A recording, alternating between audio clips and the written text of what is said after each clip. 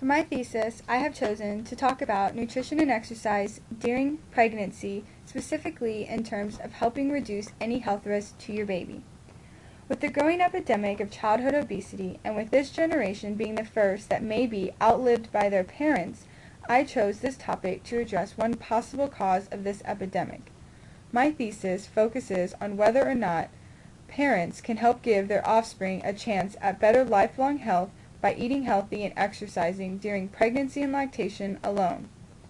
Some parents feel that being pregnant is an occasion to splurge on food and eat for two, not realizing that the delicate developmental process that is taking place can be greatly affected by that diet.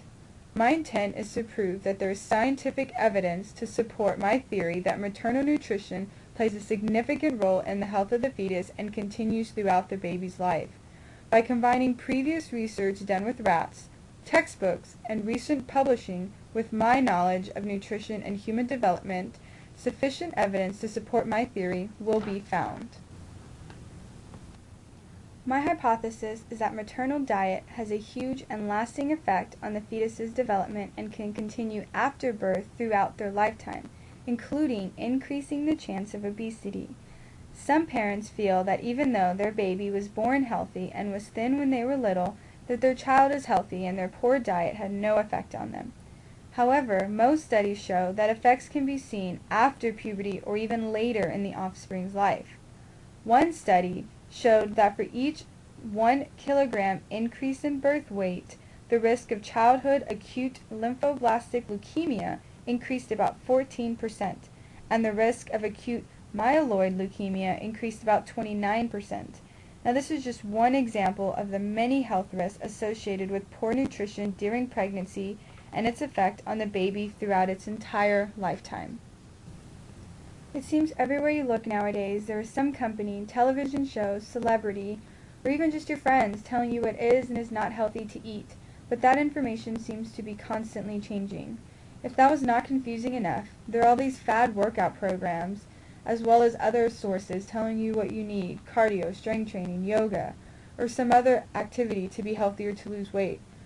On the other end, you have a group of people arguing that skinny people are unhealthy and that people should love their curves despite the negative health effects of being overweight. They argue that you do not need to exercise because you're perfect just the way you are. While I agree that you should love yourself, it's also very important to be healthy and active. With all of this new technology and information at our fingertips, it can be overwhelming trying to find the right path to a healthy and affordable lifestyle. If this was not troublesome enough, imagine tossing in something as complicated and important as pregnancy. Now you're not only trying to nourish and grow your own body, but you have to grow a whole other human body as well. Studies are still being done to look at and understand this extremely complicated process that goes on during pregnancy, as well as the extremely complicated development of the fetus. Pregnant women get advice from people all the time on what is and is not allowed during pregnancy, as well as what they should and should not eat. Some people would say you have to eat for two, or it's the one time when you can eat whatever you want. Other people argue that you need lots of rest because your body's working harder trying to grow this other person inside of you. Later in this presentation, we'll learn the truth about these common myths. As the recent health trends grow, so does the research on how our country got into this obesity epidemic to begin with. Some say kids today just aren't as active as they used to be, thanks to iPads, Xboxes, and PlayStations. But some are realizing that there's more to this epidemic than just a sedentary lifestyle. Some people are beginning to see that kids are starting out behind the curve with weight and health problems despite an active lifestyle and proper diet. How many times have we seen overweight parents with overweight children and just blame genetics, or see overweight children and healthy parents and wonder why? Scientists have started using rats to study how maternal consumption of fats, carbohydrates, sugars, and other different types of food really affect the fetus, and if there are long-term effects of the offspring as well. Is being overweight really genetic, or does it just seem that way because during pregnancy the mother does not change her eating habits? We have also seen an increase in life expectancy of elderly people who have started to exercise, especially in strength training. This can even be seen in those that have never lifted weights before and are starting at or beyond 50 years of age. This is further evidence of the amazing health benefits exercise can have on our bodies. Due to the complexity of factors involved in pregnancy, infant development, development scientific studies, and health and nutrition in general, an interdisciplinary approach seems like the only way to go when looking for an answer. To be able to fully understand this issue, material will be pulled from several disciplines, most importantly, nutrition and human development. Also being used is physical education and exercise concepts from various sources to further my investigation on this topic. This issue is most certainly an interdisciplinary problem because there are so many different factors involved. Genetics can tell us what our children are likely to or unlikely to inherit, including health problems. We can also use a little bit of medical knowledge to understand how maternal health problems can affect a fetus. Nutrition explains how our bodies use food as fuel and what effects certain foods can have on our body systems. Human development can tell us the various important developmental stages fetuses and infants go through during the most crucial developmental times. Exercise science can help us understand how our bodies work physically and the importance of keeping them active. This topic is crucial to our society, not only because it involves the health of babies, but on a bigger scale it is affecting our nation on an epidemic level. By combining all of these disciplines, solid evidence will be found to support my theory and the importance of prenatal nutrition and exercise and their long-term effects on children. It has widely been accepted that pregnant women cannot have certain foods and should avoid others because it poses a health risk to the baby. While this has mainly been focused on toxicity like mercury from fish, listeria from deli meats, or alcohol because of fetal alcohol syndrome, for example, few individuals have really given much thought to the effects of overall nutrition on the fetus until recently. We now know that women need to consume more vitamins, minerals, proteins, carbohydrates, and even fats to maintain both their health and the health of their baby. Now the question is centered on what quantities are permissible or recommended. According to one source, pregnant women do not need an increase in caloric intake until their second trimester, and even then, only an increase of approximately 340 calories a day and only 452 calories a day for their third trimester. These numbers can range from 210 to 570 depending on how active the mother is. To give some perspective on these numbers, an avocado is approximately 300 calories, a typical slice of pizza is approximately 300 calories, and a banana is approximately 100 calories. This is a huge insight as most women believe in the eating for two diet, or they just consume without regard to caloric intake at all. During my research, I came across a similar hypothesis known as the Barker hypothesis. This hypothesis looks at how a mother's poor diet can cause her child to be more prone to obesity even if she is relatively healthy. He also suggests that poor nutrition in the womb can cause lasting changes to the metabolism of the fetus and can affect how that child's metabolism functions in adulthood. This is supported by not only the insights of another source of mine who explains how the high-fat, high-carbohydrate diet of the mother can cause the baby to become obese later in life, but more strongly by an article studying the same effects in rats.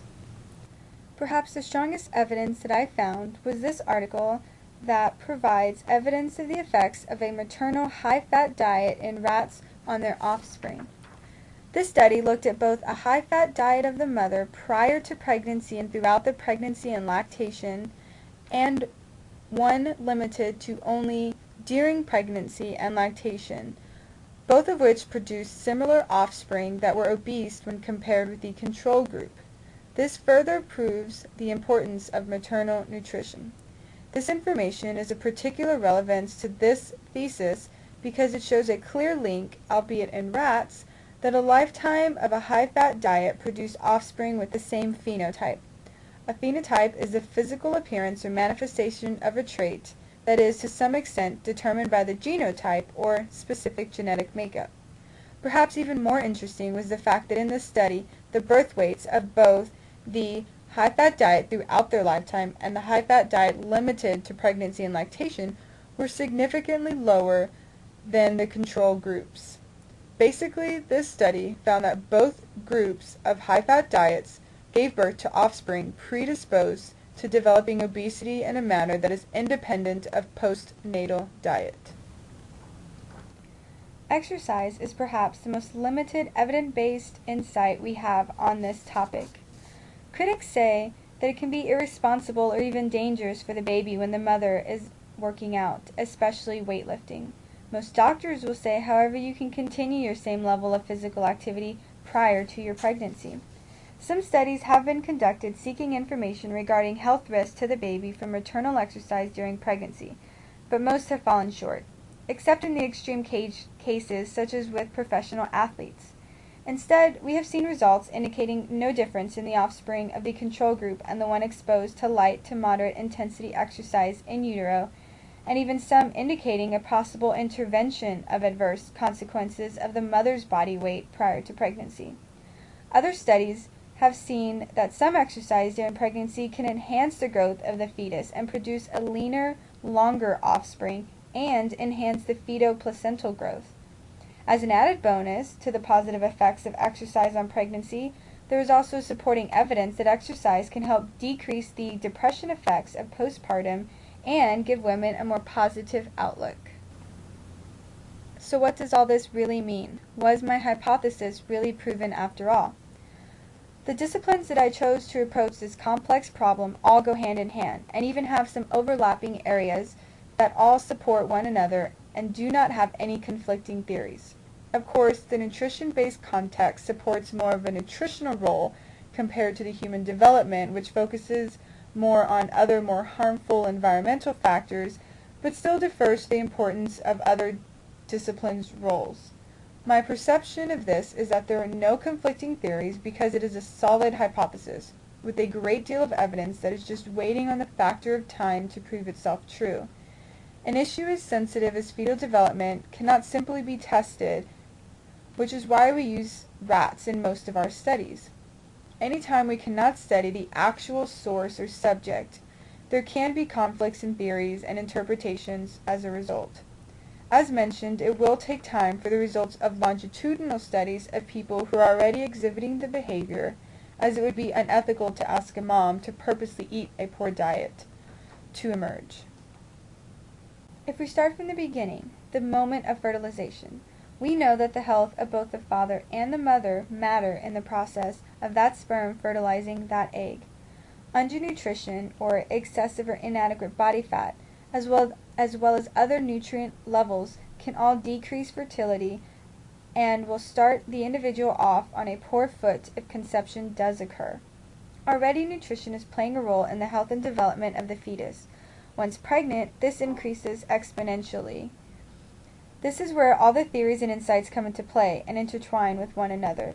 Human development says we need proper nutrition for proper development of everything from our brain to our metabolic functions.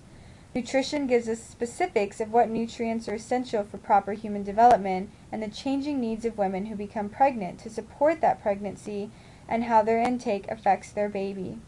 It also helps us determine proper caloric intake, which we know is essential to human development, especially during the 3rd through 8th week of pregnancy, or the period of the embryo when the majority of the organs are forming.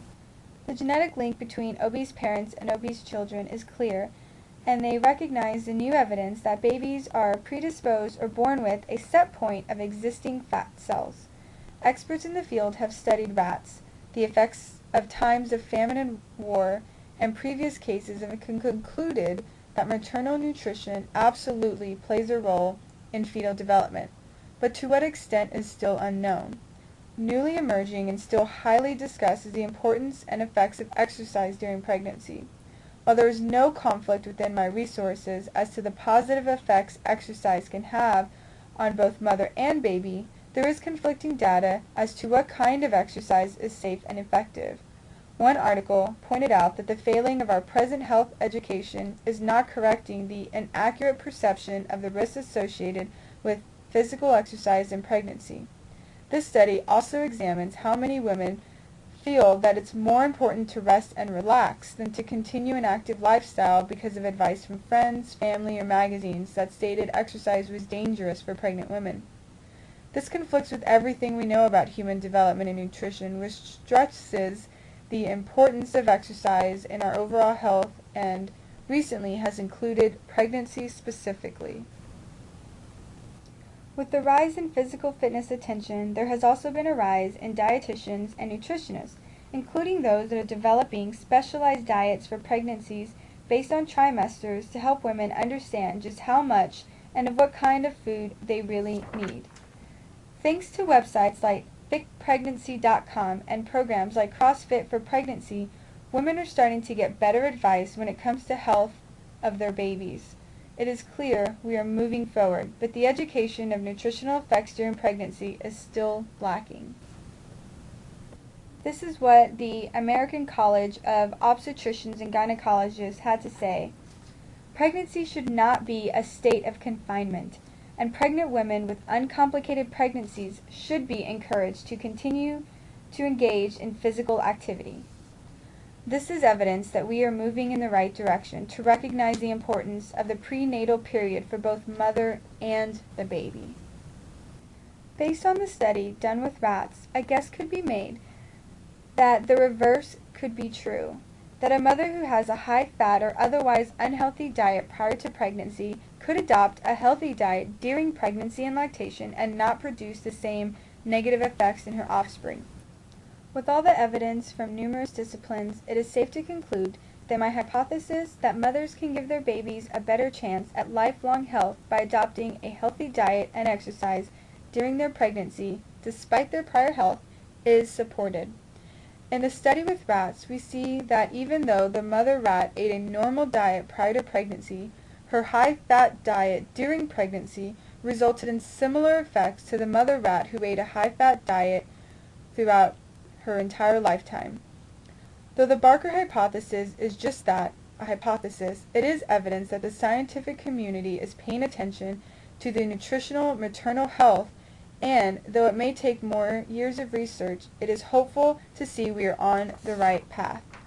As technology continues to push the limits of human imagination, it is easy to become overwhelmed with advice, data, rules, and stories. Women seem to forget that our bodies are made to handle the challenges of pregnancy, and women have been having babies for millennia. Women used to give birth at home with no medicine, and they continue to be fully active, tending to farms, families, fields, or whatever their duty was, and yet humanity survived. The word diet alone has changed meaning from simply referring to your eating habits to one of a negative connotation of restriction and struggle. When women think of pregnancy, they immediately think of the increased quantity of their food rather than the quality. If we tell our children, and ourselves for that matter, that certain foods are bad, why then would we not assume them to be equally, if not more so, detrimental to a pregnant woman? During the development of a baby, there is but one source for its nutrition to ensure proper development, and that is through maternal diet. Everything the mother eats will in some way interact with and possibly affect how that fetus is developing. The fetal development is an immensely complicated and delicate process that can easily be interrupted. We know this from the effects of more pronounced environmental toxins like alcohol. We have also seen numerous studies and reports about the effects of malnutrition on fetal development in humans that have been seen time and time again. Now we are looking at studies that specifically name nutrition as a key factor in the cause for offspring obesity, which can lead to countless other diseases and complications later in life. So it stands to reason that pregnant women should be cautious about what they are consuming in their diet.